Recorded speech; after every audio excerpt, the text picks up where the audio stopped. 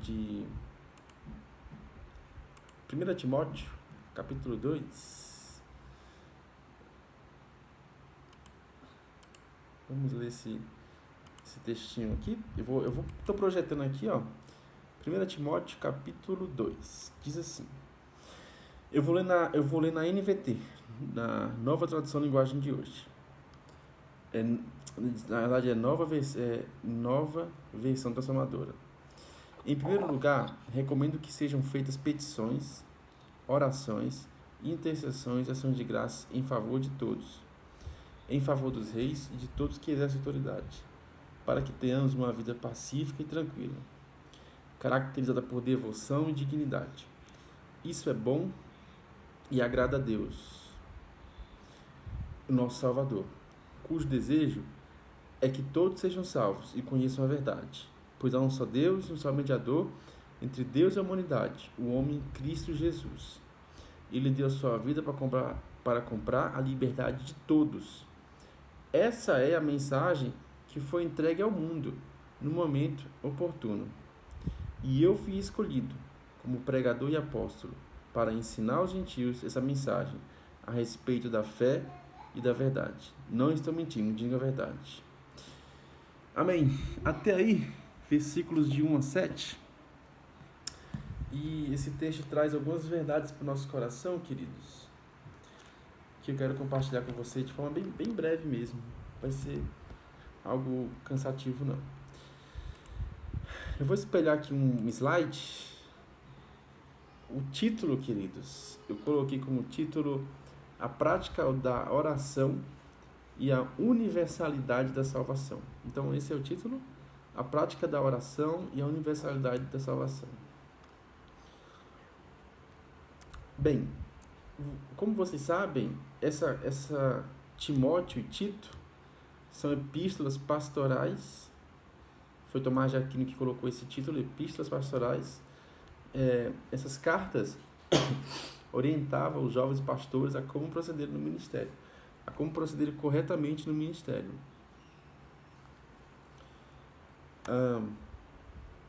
E os problemas vividos à época dessas cartas são os mesmos de hoje.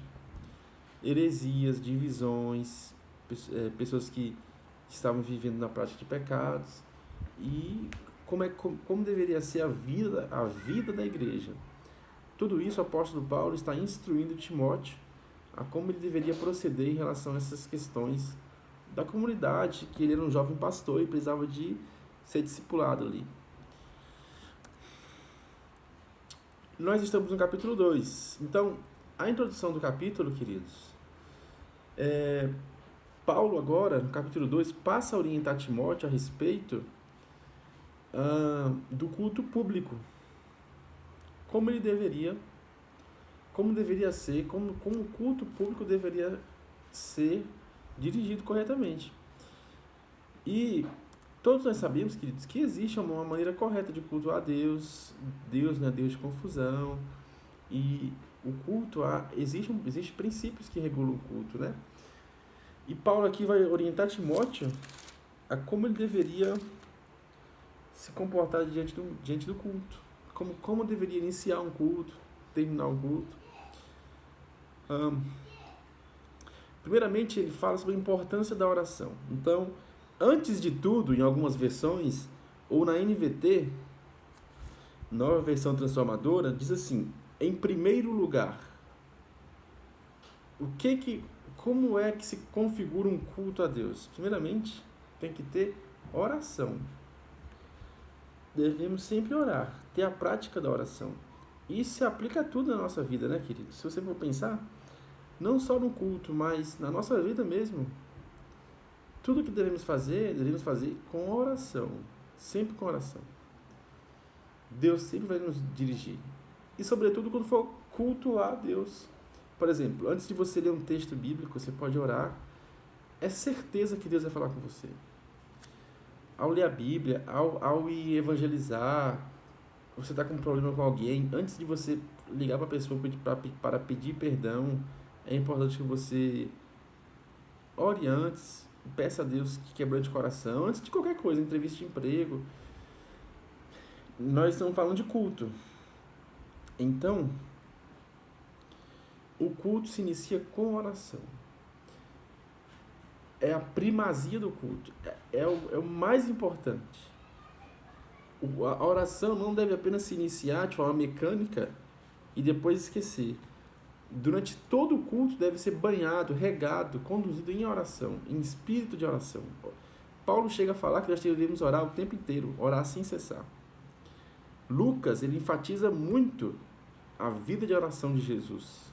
Então, se Jesus orava com frequência, regularmente, devemos também, né, queridos? Bem, e, queridos, Paulo, ele fala diferentes formas de orar, uma variedade de oração. No versículo 1, queridos, me acompanha, olha o que Paulo fala, que temos que ter petições, na versão mais formal, de súplicas. Ou seja, nós temos que reconhecer primeiramente a nossa dependência de Deus.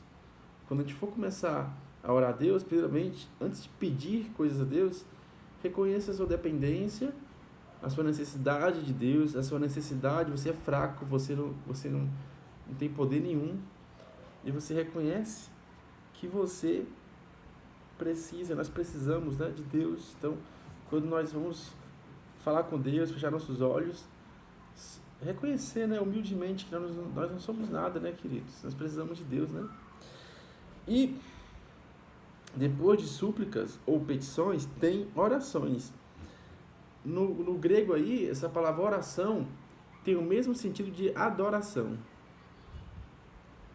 Então, depois de você reconhecer sua dependência de Deus, apresentar suas necessidades a Deus, você vai adorar a Deus. É muito triste quando às vezes nós, queridos, você, transforma a oração apenas em petição, né? E não adoramos a Deus. O que seria adorar a Deus? Exaltá-lo, louvá-lo, reconhecer seus atributos. Lá em Isaías, os anjos exaltam o atributo de Deus, dizendo que Ele é santo. Deus é santo. Deus é amor. Deus é poderoso. Deus é majestoso. Deus é maravilhoso. Há vários atributos em Deus que nós devemos, ao orarmos, citá-los. E assim nós estamos reconhecendo a grandeza de Deus. Para Deus não há impossíveis. E Paulo fala ainda que na oração devemos ter intercessões. Então, nós devemos interceder em favor de alguma coisa, em favor de alguém ou de alguma coisa. Então, assim, todos nós, né? Todos nós temos causas muito difíceis aos olhos humanos. Mas a oração tem poder. Quando nós colocamos diante de Deus, quando nós colocamos um pedido a Deus, Deus tem todo o poder para responder, vir ao nosso favor e nos dar a vitória. Mas também nós podemos interceder por alguém que está em trevas, que está passando por dificuldades. E ações de graças, a última questão que Paulo coloca. Ações de graças, o que é? Agradecer a Deus. Reconhecer que, embora ainda tenhamos necessidades, ainda tenhamos dificuldades, ainda passamos por lutas, nós temos que agradecer porque Deus tem cuidado da gente. Às vezes nós pensamos que o milagre é só o extraordinário, né? Mas todos os dias acontecem milagres na nossa vida. Por exemplo, ontem eu moro em Cotia. Eu fui 2 vezes ao culto, de manhã e de noite. 50 quilômetros e de volta. 50 quilômetros, moro em Cotia.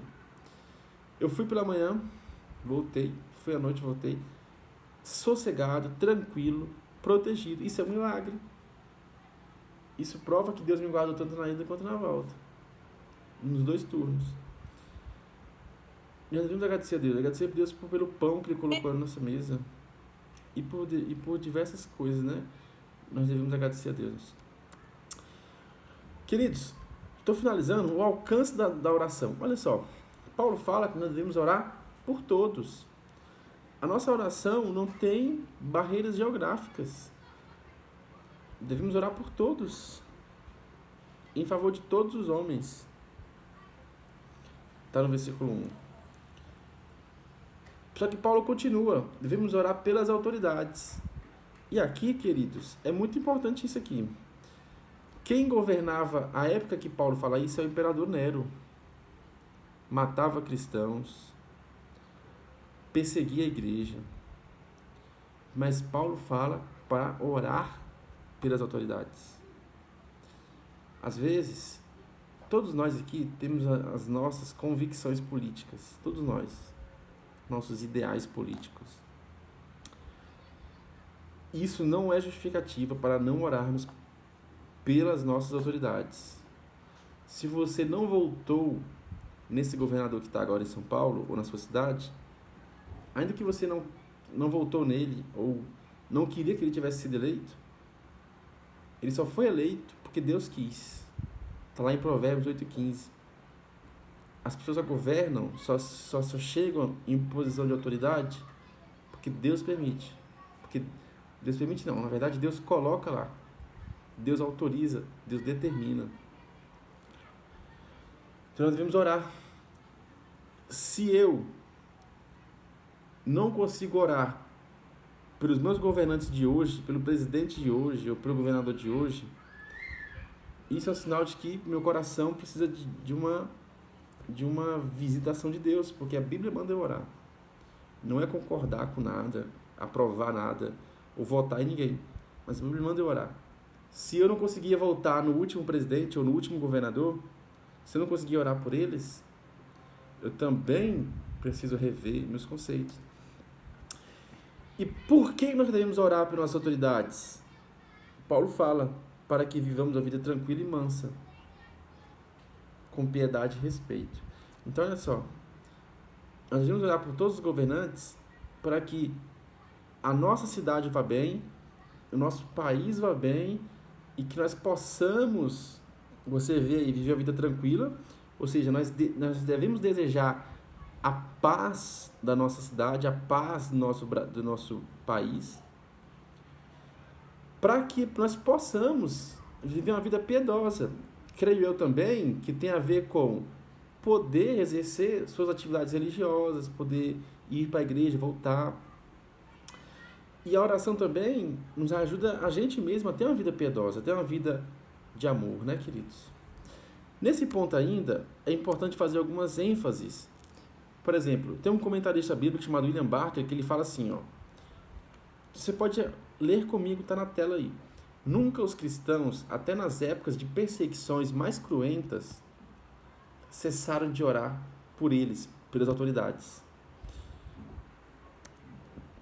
Pedro disse, temei a Deus, honrai o rei. 1 Pedro 2,17. Pedro, que foi crucificado de cabeça para baixo. Paulo, que foi preso, foi acusado de queimar Roma. Nunca eles cessaram de orar por suas autoridades. Os cristãos oravam assim. Está num livro bem antigo de teologia, essa narrativa.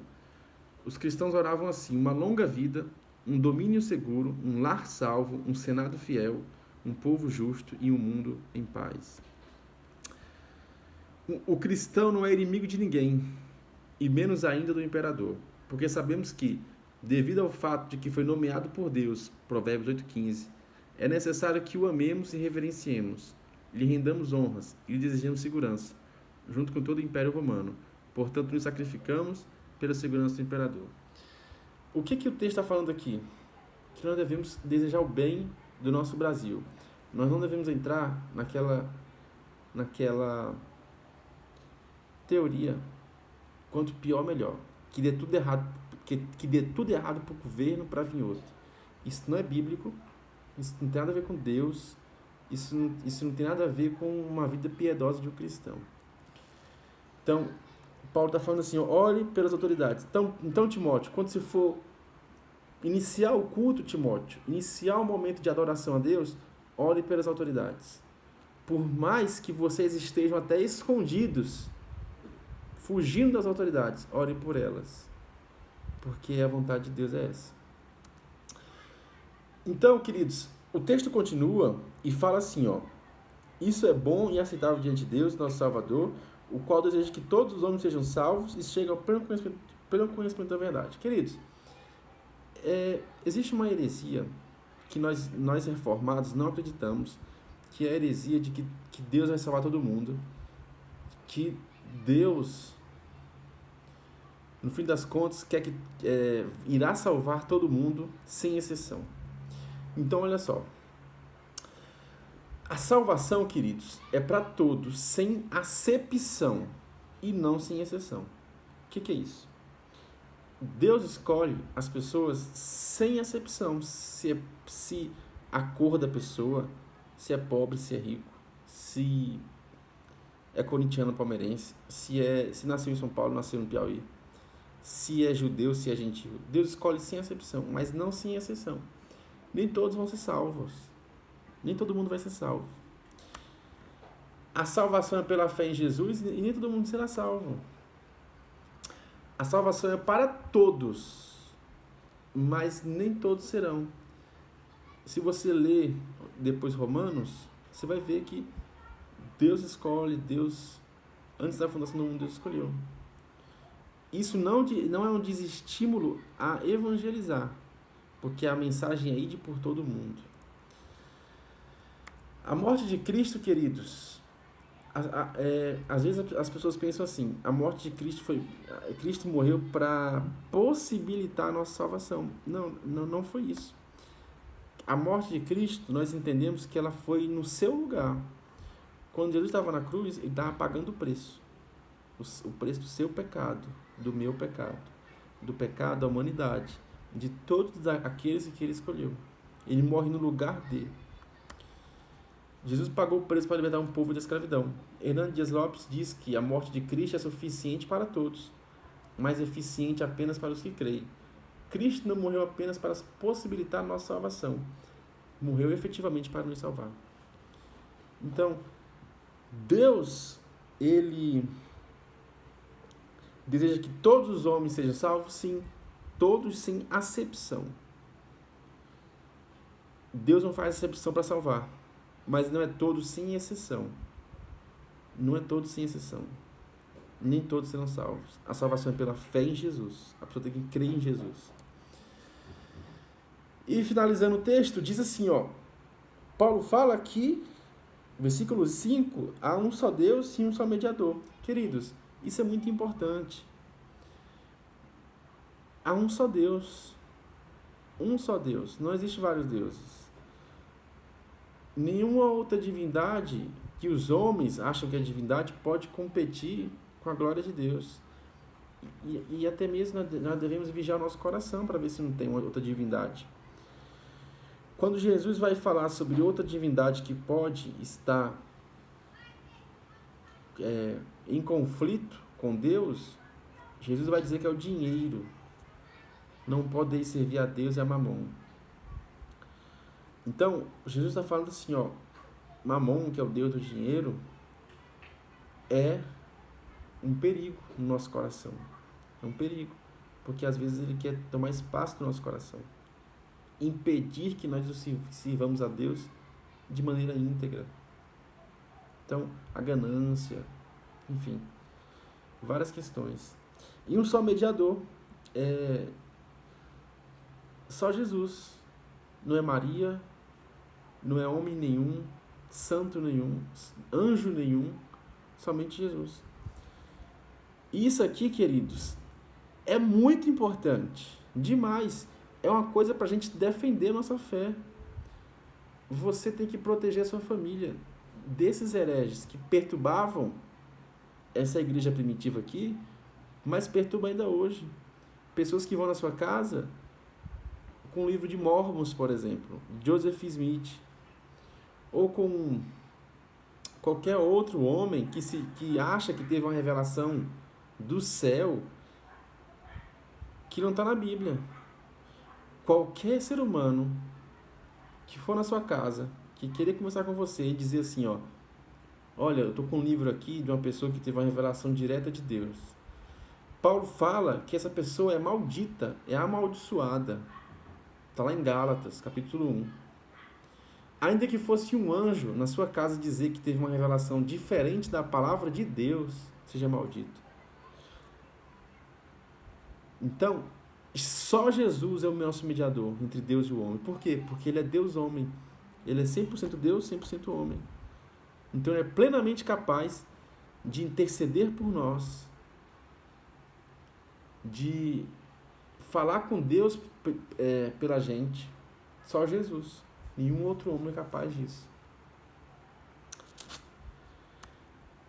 E qual é a aplicação, né, dessa mensagem ao nosso coração? O que eu acho o que eu quero destacar depois dessa leitura para que fique claro no nosso coração? É o seguinte, algumas coisinhas aqui.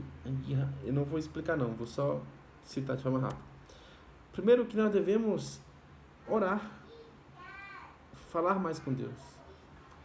Não somente isso, mas acreditar que Deus está nos escutando.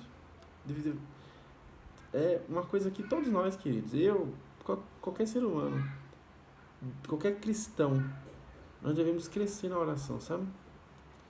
Eu preciso demais disso. Começando por mim aqui. Preciso demais crescer em intimidade com Deus. Demais. É uma urgência. Todos nós precisamos disso. E não tomar nenhuma decisão antes de orar. Eu acho que isso é uma aplicação. Por quê? Antes de começar o culto, Paulo fala para orar. E na verdade todo culto deve ser em oração. Nossa vida também. Qualquer decisão deveria ser regada, encharcada de oração. Será que é a tua vontade, meu Deus, para minha vida fazer isso? E devemos orar por todos, sobretudo para os países em guerra, Israel, Palestina, orar pela Ucrânia, orar pela Rússia, orar por todos os países, a Coreia do Norte que persegue cristão, por exemplo.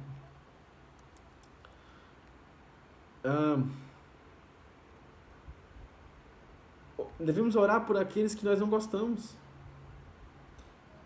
Não é coisa de cristão não gostar de ninguém. Mas talvez nós tenhamos dificuldade com algumas pessoas. Nós devemos orar por elas.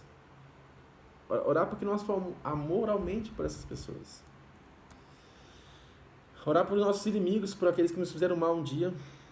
Nós devemos orar por eles. Jesus fala disso. E defender a fé, gente. Só Jesus. É só Cristo. Nós estamos no Natal. Não permita, queridos, que seus netos sejam consumidos por questões que não têm a ver com o Natal. O Natal é sobre Jesus, não é sobre Papai Noel, não é sobre brinquedo, não é sobre comilança, é sobre Jesus nosso Natal. É Cristo. Jesus nasceu.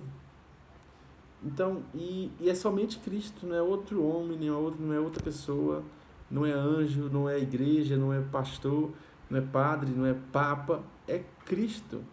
Solos Cristo, somente Cristo. Que Deus nos abençoe e que Deus continue nos conduzindo em nome de Jesus. Amém.